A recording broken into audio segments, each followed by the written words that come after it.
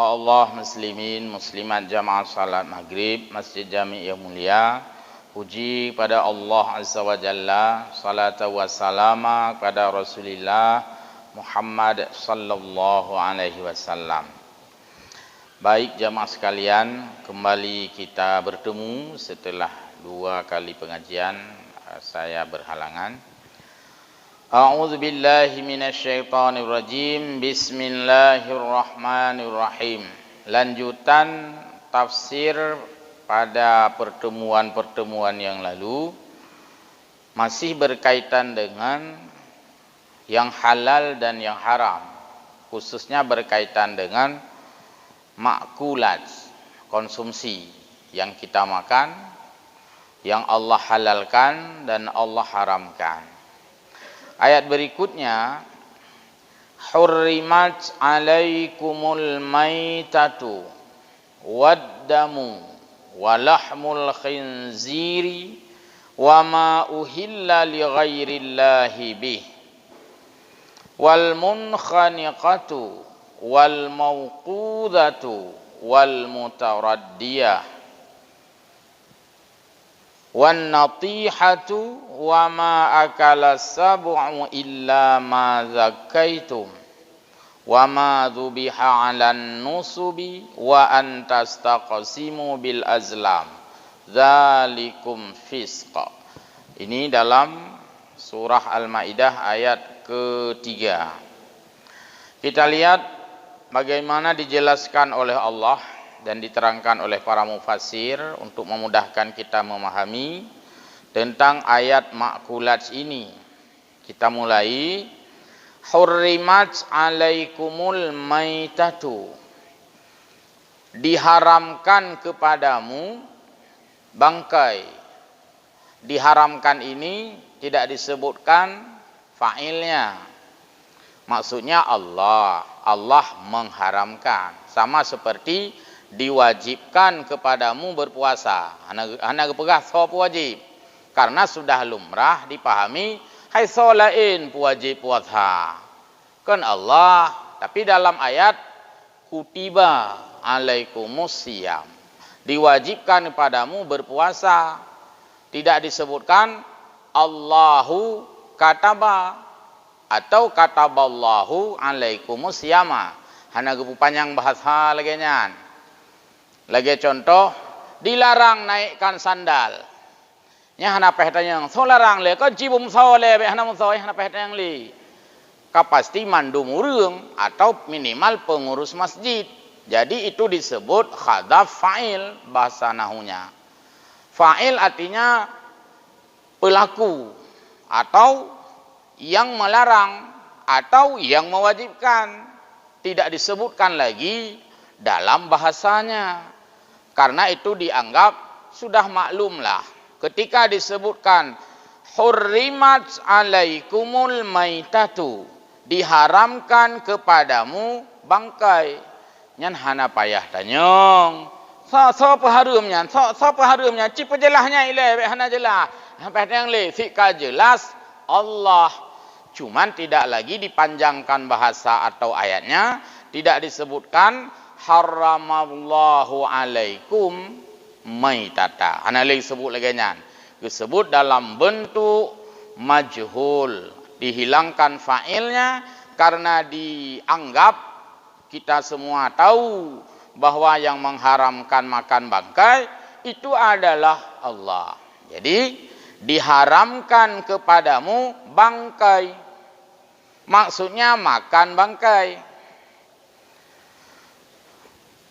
Bangkai binatang yang mati bukan lantaran sembelih.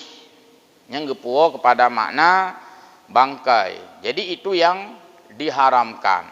Hurrima alaikum ayyuhal mu'minuna aklal maitati.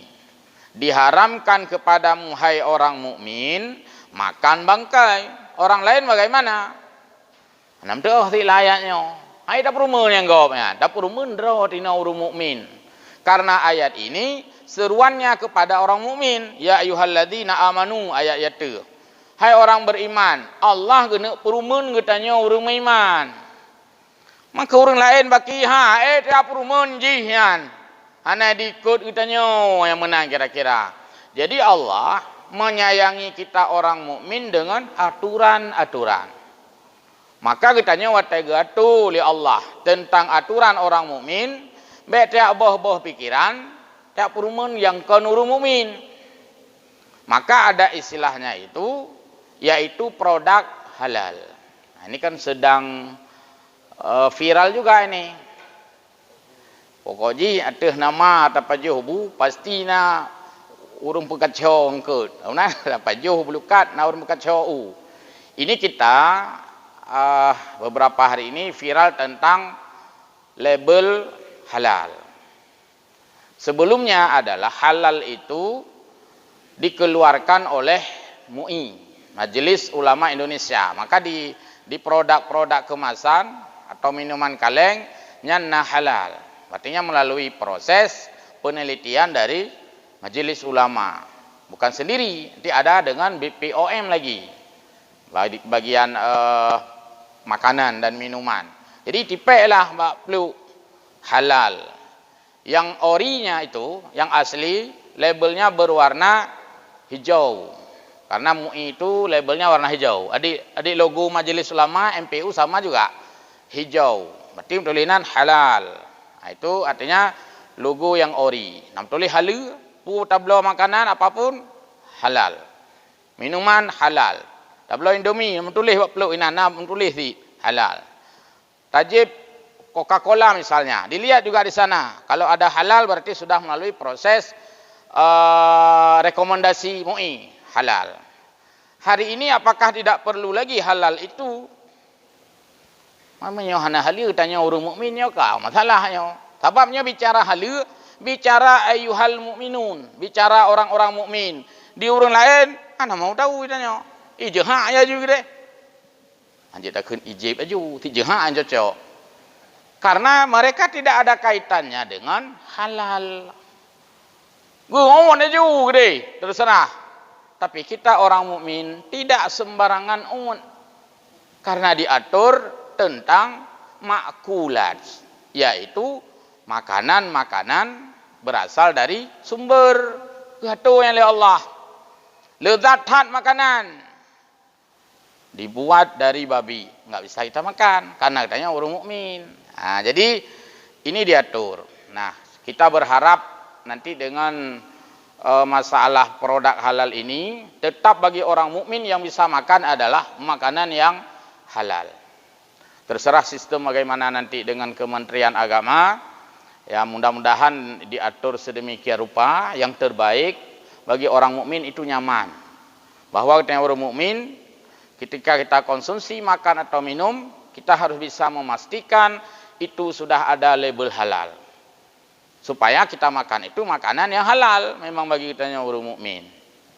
Nah, mungkin itu nanti ke depan akan ada penerangan-penerangan lebih lanjut ya dari negara tentang halal. Yang jelas orang mukmin membutuhkan kepastian labelisasi persoalan halal atau haram. Jadi dalam ayat ini dikhususkan yaitu hurrima alaikum ayyuhal mu'minuna, diharamkan kepadamu wahai orang beriman aklal maitati, yaitu kamu makan bangkai. Jika kita tanya kenapa bangkai diharamkan, maka ini yang pertama yang jawaban pasti Allah Maha tahu. Pakon bangkai kepeharam, pasti Allah Maha tahu itu. Yang kedua, kalau kita ingin cari juga, ingin tahu, ingin riset, ingin meneliti, ya boleh, terutama bagi sarjana-sarjana ilmu kebinatangan atau sarjana ilmu hewan. Berarti pihak pula fakultas kedokteran hewan, walau tidak disebutkan kedokteran binatang. Mereka saya kira pasti punya lab, punya laboratorium. Apa bedanya daging yang mati karena memang proses sembelih dengan daging yang memang mati bukan proses sembelih? Masukkan sampel daging, pasti ada perbedaan. Saya tidak paham karena bukan jurusan kedokteran hewan. Tapi yang jelas, nyan ilmu Allah ya. Siapa yang menciptakan hewan? Allah. Berarti kuliah di fakultas hewan atau kedokteran hewan adalah juga kuliah mencari ilmu Allah. Mek ni apa? Bekabeh lira ni an. Alah awak jak kuliah bab fakultas binatang pe dah. Hanya cukup penting bagi kita nyo.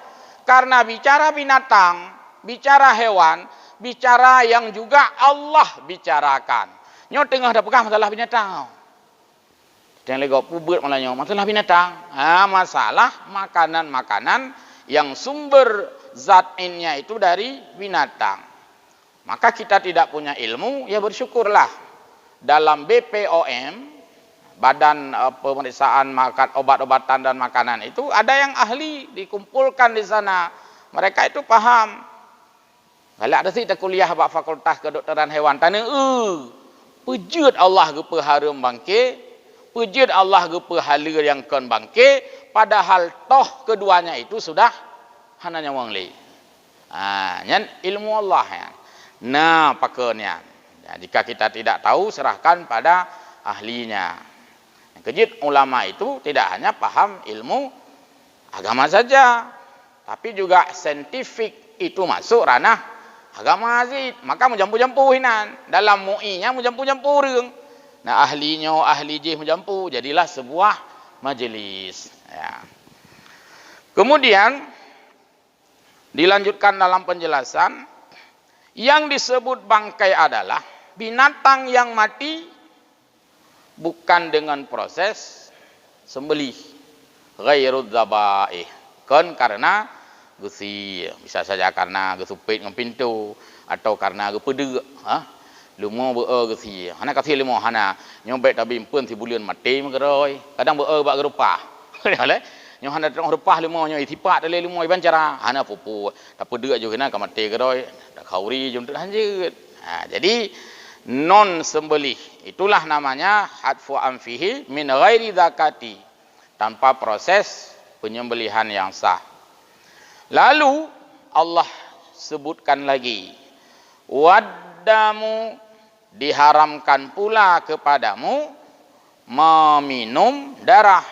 Kalau tadi memakan bangkai, kalau sekarang tak terjemah memakan kan kurang cocok, karena darah itu zat cair, jadi harus diterjemahkan dilarang pula meminum bangkai, darah. Jadi darahnya hanya tajib. Background dek nanjak kadang ada daerah Jawa ban akrobat ular. Ngikoh dah kuyuk lah ya, murah-murah. Ni jihad tu. Darah kan, hanjut. Kena saya ulu kan. Bak tanya ceh hana kai punya nang gero syariat Islam. Tapi kalau orang di luar yang kan biasa mentau rumka darahnya dia rumka itu be. Sama ngaji begeduk ra ta bo gepudu ulu ta bo raga. Koh-koh ju. Berapa cengkir, berapa gelas. Biasa bak gopnya. Baik tanya opi, anak pupuh naik lewat ceh, bah dah coba tiga baik, darah kan. Itu adalah waddamu, damon. Maka damnya ngebuhnan dam kena sia dam. Maka kun di Arab sia dam. Karena watai tasih pasti itu darah. Maka dam juga diambil nama untuk binatang yang disembelih pada saat orang ibadah haji. Dam, payah sia dam. Salah satu adalah sanksi, punishment atau hukuman terhadap orang yang melakukan ya di luar daripada ketentuan. Siadam. Padahal damnya artinya darah, artinya gayus sia itu darah. Bentuk nasi ngelikut sikin, kali ikut sia apa? Padahal hana itu darah. Hana kun sia. Jadi darah bahagian dari yang Allah haramkan untuk dikonsumsi atau untuk diminum. Entah bagaimana rasanya, kita tidak pernah merasakan. Di sini yang diharamkan adalah yang disebut dengan darah, ad-damu al-masfuhu, darah yang mengalir, darah yang ile, yang mucru-cru. Apabila kita sembelih binatang, kamu mucru-cru itu darah. Nah, darah itu yang diharamkan. Baik diharamkan untuk disentuh karena itu najis, atau diharamkan apalagi untuk untuk minum. Jadi yang hana ge haramkan yang tazid. Karena ge peharam darah mengalir. Berarti na lawan kata. Hana ge peharam darah yang hana mengalir berarti. Contoh. 17 ge kata rah daging. Enggak. Juga belum sepertinya masih berdarah juga. Tapi darahnya hana mengalir. Maka itu tidak diharamkan. Bukan lagi sebagai darah mengalir. Atau ada darah nanti yang dimaafkan. Bukan diminum. Darah jamuk. Tengah ada sembayang. Nah jamuk. Karena haid tertuli memang. Kamu tiat-tiat. Maka ruh dah cukai. Cukai jamuk karut. Darahnya mentang. Hana perhatian tadi. Karena kan darah draw jamuk. Tapi jamuk darah hisapan. Krimu amtu. Jamuk kan darah drawanya. Asli jamuk hana darah. Asli lalat hana darah. Asli keraleup hana darah. Maka binatang yang tidak berdarah, binatang itu jika mati di dalam makanan dimaafkan.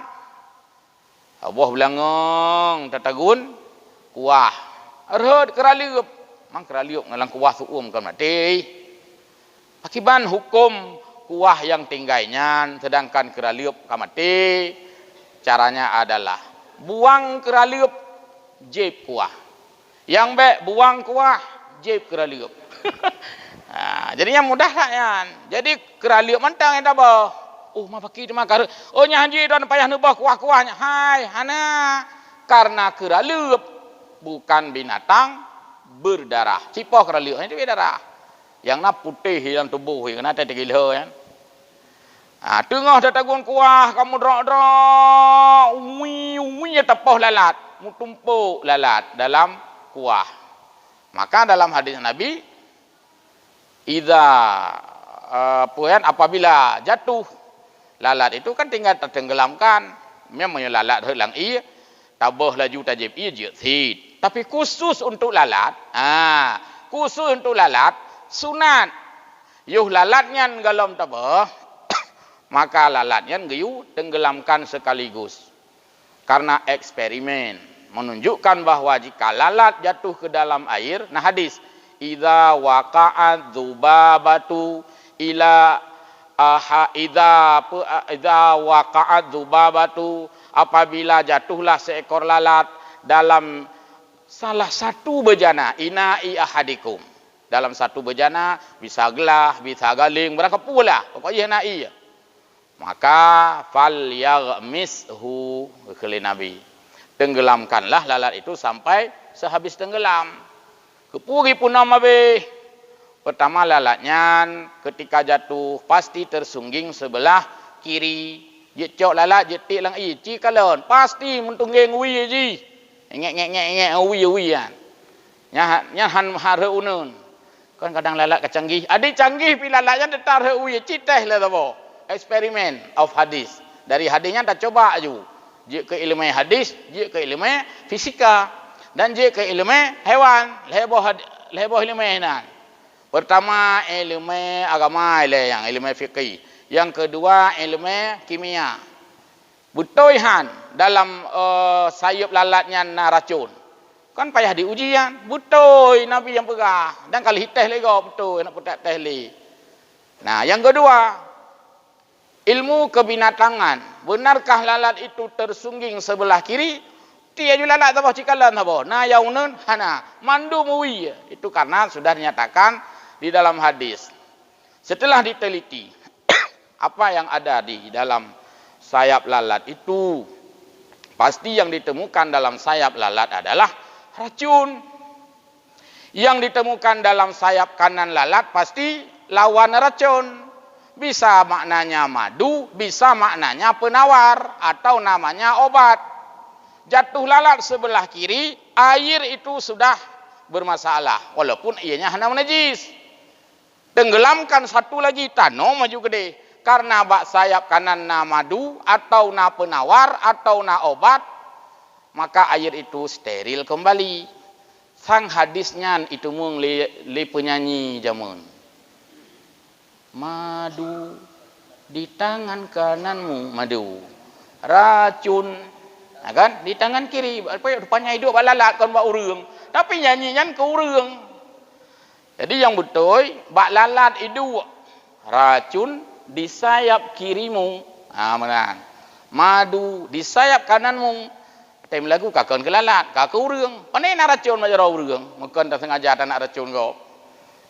Jadi itu bahagian juga saintifik, pengetahuan ilmu alam.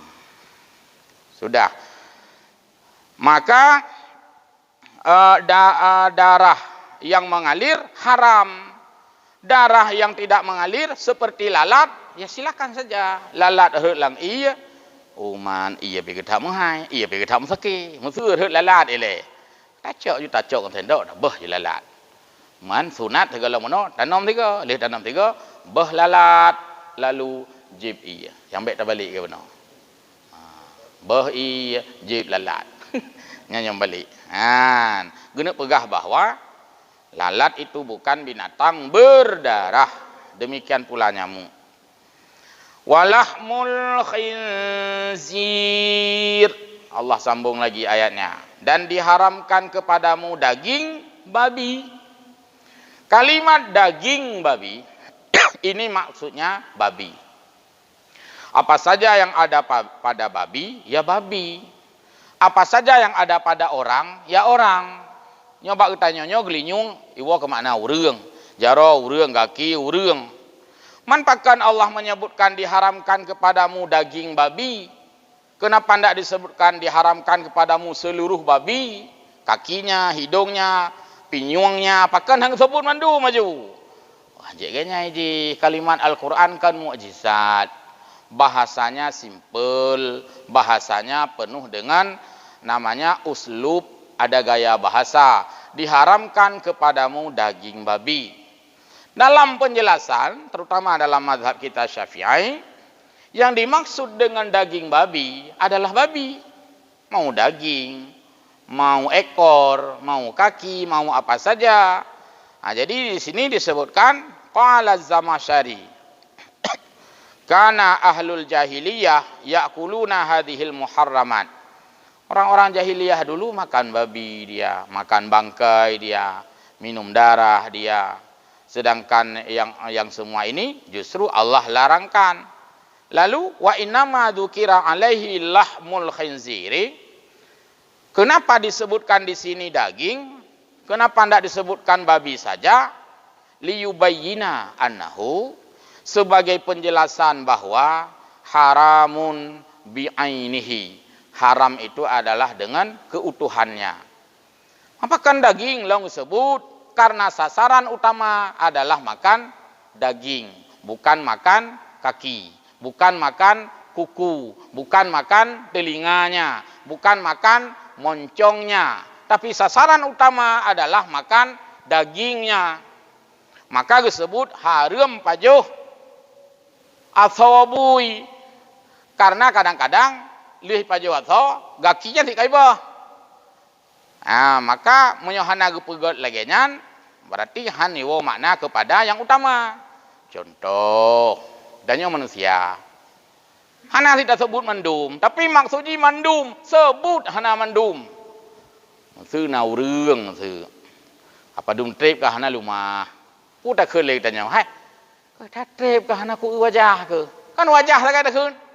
Nyan kau merati gelinyung na ku cuma wajah hana kan. Ketat trip kahana ku wajah punggung kena aku kan kami aku ketat trip kahana ku wajah nya masa boh tubuh dah hana gelinyung pi hana ta hidung pi hana ta mandung hana ta cuma dah keun nya ketat trip kahana ku wajah ke hana ta oleh katanya hana pu gaki na ka kan hana sid tapi disebutkan yang paling pokok karena sasaran babi adalah makan daging. Yang lain dikagbo. Sasaran utama melihat orang adalah wajah. Hana banda itu orang langsung dipatu wajah hana. Pasti itu wajah. Jadi yang sifatnya utama, yang sifatnya adalah primer, yang disebutkan sebagai mewakili. Mewakili sebut. Gekun sebut juzu' menyebutkan bahagian Tapi yang dimaksudkan adalah secara keseluruhan. Patai tak kun lagi tanya hana lumah, hana dehlu wajah nak trip, nya berarti keseluruhannya. Bahkan orang ketika tampil itu selalu sasaran utama pada wajah. Nah, kepada penceramah dengan hormat, kamu persilakan. Yang mandum di wajah bereng. Hana di jakrung, di sepatu, atau jam. Hana tetap sasaran utama melihat adalah wajah. Nah, disinilah makna apa tadi? Lahmul khinzir, makna daging babi, bukan daging saja yang lain boleh, tapi semuanya juga dimaksudkan haram. Darah, apapun dari dia. Selanjutnya Allah lanjutkan, wa ma uhilla li ghairillahi bih, dan diharamkan kepadamu memakan apa yang disembelih bukan karena Allah. Maksudnya bukan karena nama Allah atau bukan karena orang yang beriman kepada Allah. Dalam mazhab Syafi'i, maksud li ghairillah adalah makanan yang disembelih oleh orang yang tidak beriman kepada Allah, alias bukan muslim. Makanan yang disembelih oleh orang yang bukan muslim nyan li ghairillah gebuhnan. Nanti ada khilaf di sini. Belajar mazhab yang 4. Kalau mazhab Ahmad bin Hanbal, makna li ghairillah yaitu yang disembelih bukan tidak menyebut nama Allah. Atau dalam makna yang lain, li ghairillah itu adalah dipersembahkan bukan karena Allah. Itu nah ya uyu, mangkiban tidak karena Allah kutoh karena. Nah karena yang lain. Orang-orang jahiliyah menyembelih mempersembahkan kepada Al-Latta wal Uzza, kepada tuhan-tuhan patung mereka. Itanya lanjut, mesti karena Allah. Adik bak sembahyang kan ujung lillahi ta'ala. Aja lumpuat tinggal huruf bulan Ramadan ujung-ujung karena Allah Taala. Aja lum sembahyang maghrib le rakaat le ikut imam karena Allah Taala. Yang kejut mandum yang karena Allah Taala. Maksudnya kalau bukan karena Allah Taala, kalau bukan li ghairillah, itu semuanya haram dimakan. Sebagaimana dipersembahkan oleh orang-orang Yahudi dan Nasrani dahulu kepada tuhan-tuhan mereka. Yaitu ma dzukira alaihi ghairasmillahi au dzubiha li ghairillahi ka qaulihim. Lagi contoh diucapkan oleh yang bukan orang mukmin saat menyembelih bismillah. Tanya kan bismillahirrahmanirrahim. Groh tako. Tapi orang-orang jahiliyah dahulu, orang-orang kafir musyrik dahulu, orang-orang Yahudi bismillah. Yan haram. Selanjutnya atau Uzza tuhan mereka. Makna yang lain daripada uhilla li ghairillah ini yaitu yang tidak menyebut nama Allah. Maknanya tidak beriman pada Allah. Nya tanya sembelih tanya oleh, pegah ke tanya orang mukmin yang bermazhab Syafi'i. Sianyan semua si mana si te si lumah barang kapu je. Jet ge si le urang inang, jet ge si le urang agam. Pakan karena urinang nyan urinang mukmin, mukminah. Urang agam nyan urang agam mukmin, jet ge si. Jadi semestinya hana repot hak. Jet urinang, jet urang agam. Tapi sunat semestinya ge si ba urang agam. Jika urinang pertama hana careng semesti, yang kedua hana behe semesti. Kan beda kan? Gue semesti careng, cuma hana behe karena darah. Nyan sunat gisi ba uragam. Menyonyan maksud jih berarti urinang juga lebih got semesti. Bila hana uragam yang mahir semesti dan bila hana uragam yang behe semesti. Sama dengan bak rumah potongnya, jid ikrija urinang yang behe semesti baik mekepo. lamaran kerja. Saya sebagai perempuan ahli menyembelih, mohon diterima menjadi tenaga penyembelih. Jika memang enggak nyambung dan hilang daripada fitnah. Baik sampai tinggal semeti karena cantik saganyan awai sia agaknya lego. Nyah je. Semeti dan dia sekolah mungkin ya seperti tadi fakultas hewan, kedokteran hewan, ahli menyembelih dia. Daripada anak uragam hana beho nya ge khul leu rinang hai me agam drone keno cok inang lu drone ya. Jadi semestinya getinjau dari segi pertama beho semesti, yang kedua ahli mahir bak menyembelih. Umumnya beho semestinya hidup bak urang agam. Maka lang kitab ditulis wa yusannu lil mar'ati ayyu wakila zabahaha ila rijal. Sunat bagi urinang diwakilkan sembelihan ganyan ba urang agam. Maka yang sia kurban rata-rata melasah urang agam. Nyan tupo kameng ata cupo Rabi'ah. Mangkepun sia ledrone karena cupo Rabi'ah keje sia. Sunat sia kurban oleh masing-masing yang punya kurban. Mau urinang kena si kurban ke? Adik pilih ganyan. Sunat isi ba uragam icupo Rabi'ahnyan karena iganyan ya semesti yang kerja baik tengku imum hai lang kitab tulis yang po kurban sunat sia kero idon cupo Rabi'ah tah kameng hanya pat nyopat dikin sia kero ne baik si dapat thale ganyan ke khui cupo Rabi'ah ilung menyani sia badro ne kakak hana kurban maka enggak masalah. Maka sunat bagi perempuan itu menyembelih diwakilkan pada orang lain. Mana tungku imum? Ke semesti yang hai, long cupo Rabi'ah, me kena sikin. Nu semesti, me kena kusia keroko. Bismillah, Allahu Akbar. Sia kusia le cupo Rabi'ah. Cadang tak kerana ahli semesti ya bakun. Nya tungku imum ka jujur sikin cupo Rabi'ah. Jadi lebih urang agam no getinjau karena keahliannya, skill. Kon karena muagam salah. Ada yang uragam walaupun agam beda-beda behu sit. Na uragam behu na salam bang ke ulia bae ka nyamplung ka kesuun. Nah si jauh rinang na ya ulia ya. Jadi peuheun beda-beda. Maka dalam hal semesti utamakan yang ahlinya walau dia perempuan. Yang kedua, mesti yang menyembelih itu orang beriman. Berarti yang gekeun li ghairillah bila daging itu disembelih oleh orang yang bukan beriman. Sedangkan kun bismillah itu hukumnya sunat dalam mazhab Syafi'i, wajib dalam mazhab Hambali. Kalian buka fikih 4. Lumo geusi le urang agam atau le urang inang yang Islam. Hana kun bismillah.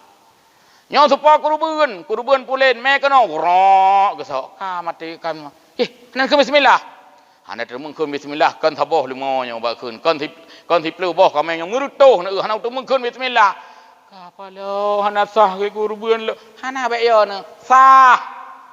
Karena kun bismillah beno sunat. Yang penting urang sianya adalah urang iman. Nya dalam mazhab utanya Syafi'i.